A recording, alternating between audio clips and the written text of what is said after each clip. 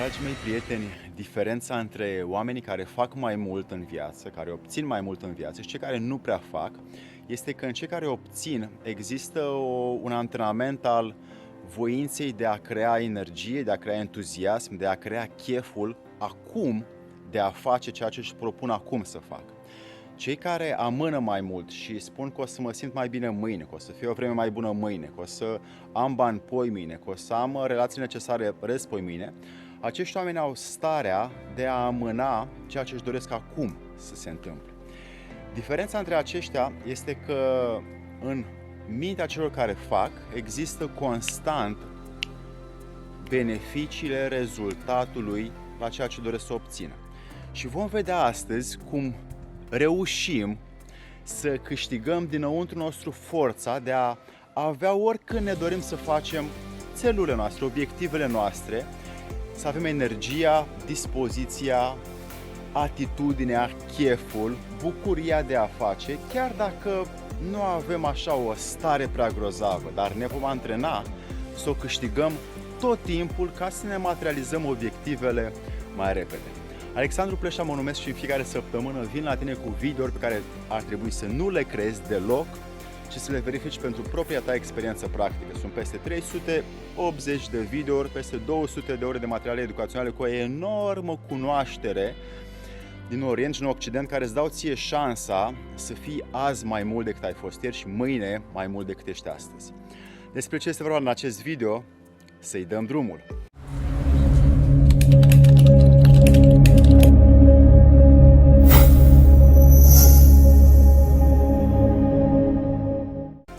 Energia de a face, cheful de a face este la omul care se antrenează. Înainte să spun cum se antrenează această energie, îți spun că poți câștiga un e-book gratuit pe alexandrupleșa.ro/cursuri video, ai coment mai jos unde îți explic concursul și poți câștiga că vreau să fac ceva gratuit ca tu să practici mai mult pentru cheful și energia și cunoașterea ta.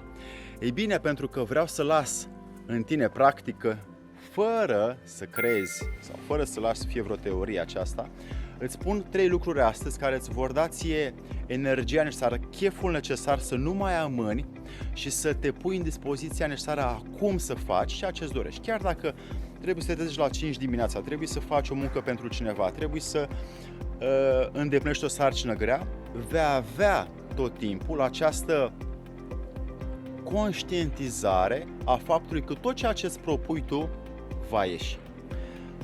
1. Simte beneficiile rezultatelor. Nu doar să mentalizezi, ci să raționezi, pentru că mentalizarea este un proces mai greoi pentru mulți dintre noi, dar dacă simți acea bucurie că am îndeplinit ceva, împlinire că am făcut-o, fericire că s-a întâmplat și a ieșit din mâinile mele acel task, acea sarcină, atunci acea energie emoțională pe care eu o simt îmi dă mie șansa să mă apuc acum să fac. Am nevoie să mă proiectez un pic în viitor, să văd cum va ieși și care va fi beneficiul la ceea ce voi obține. De exemplu, muncim o lună de zile, luăm salariu și dacă mă gândesc la cum mă voi simți după ce au salariu, că acei bani îmi ajut familia, îmi cumpăr ce am nevoie, investesc în ce am nevoie, învăț ceva nou și dacă iau acea energie de bucurie că o să fac aceste lucruri, mă duc mai ușor la muncă. Mă trezesc mai dimineață, muncesc mai mult decât ceilalți, sunt mai atent decât ceilalți și am mai multe rezultate și voi folosi asta spre a-mi proiecta într-un mod intențional și într-un mod al voinței mele viitorul să fie așa cum îmi doresc eu. 2. Ca să câștigi un alt mod de a furniza energie spre sarcinile din afară, când nu prea ai chef să o faci, este să dai o plăcere inimii sau corpului. Fie că bei o gură de cafea dimineața, fie că suni pe cineva drag, fie că îmbrățișezi pe cineva drag, fie că te duci la muncă și spui o floare pe birou sau poza copiilor pe birou, sau faci ceva ce pe tine îți dă o dispoziție bună, sau faci niște sport dimineața, sau ce-ți place ție foarte mult, alergi, ieși cu prietenii înainte să te apuci de o sarcină importantă. Ei bine, acea plăcere pentru inimă și corp îți dă o energie trupească, îți dă o energie emoțională să te duci și să ai o cantitate enormă de entuziasm să faci după.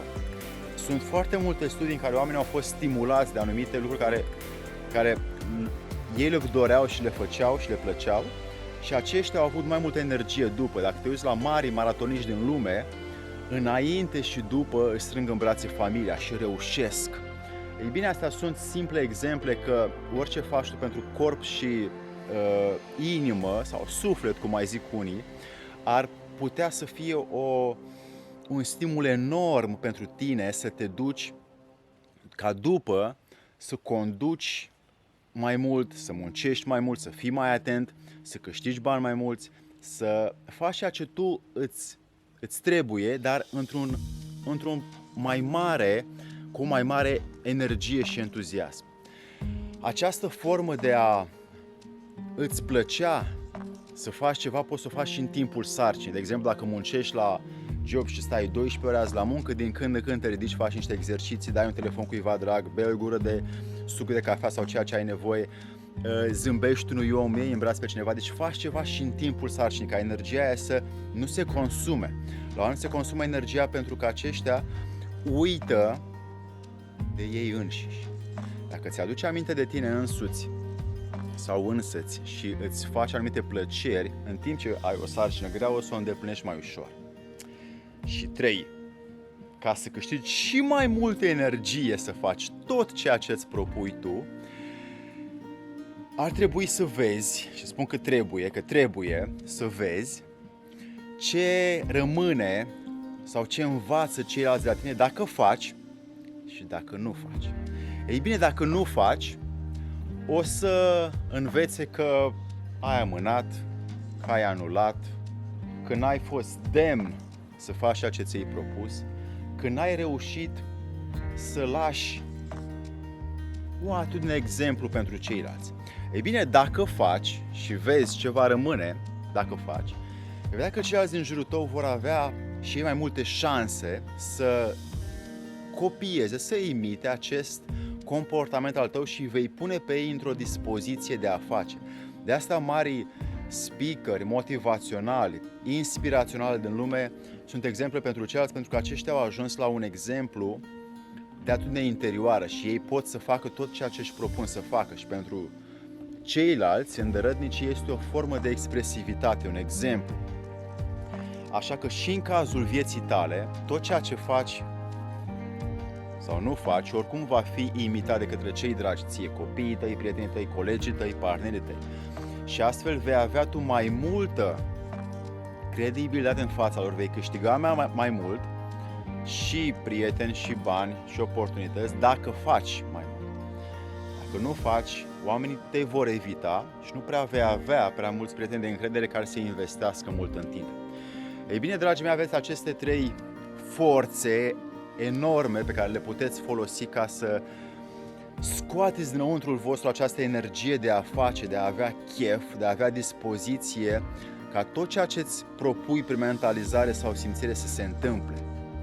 Dacă vezi prea mulți oameni în jurul tău care nu fac, nu sta lângă ei. Dacă vezi mulți oameni care fac și care au energia și puterea să facă, du-te lângă aceștia. Caută-i pe cei care fac mai mult decât tine, sunt mai inteligenți decât tine, sunt mai atenți decât tine, sunt mai creativi decât tine, pentru că înveți mai ușor de la aceștia. Dispoziția aparține fiecărui individ și șade înăuntru în funcție de motivațiile sale. Caută stimuli necesari ca și în timpul, și înainte și după, să ți-i oferi. Nu uita de tine că tot ceea ce faci de fapt este despre tine. Și înainte să te apuci de o sarcină grea, și în timpul și după ea, creează-ți o plăcere care să te ducă, să duci acea sarcină mai departe. În speranța în care ți-a fost util, un like, un subscribe și un share, pentru că dacă tu verifici, ceilalți dragi ție pot verifica. Acest concurs pe care ți-l dau cu un e-book la alegere în mod gratuit este în coment mai jos pentru oamenii care vor să câștige mai repede ceva pe alexandrupleșa.ro /cursuri video pentru a ajunge a fi mai mult azi decât ai fost ieri și mâine mai mult decât ești astăzi. Să-ți fie de bine!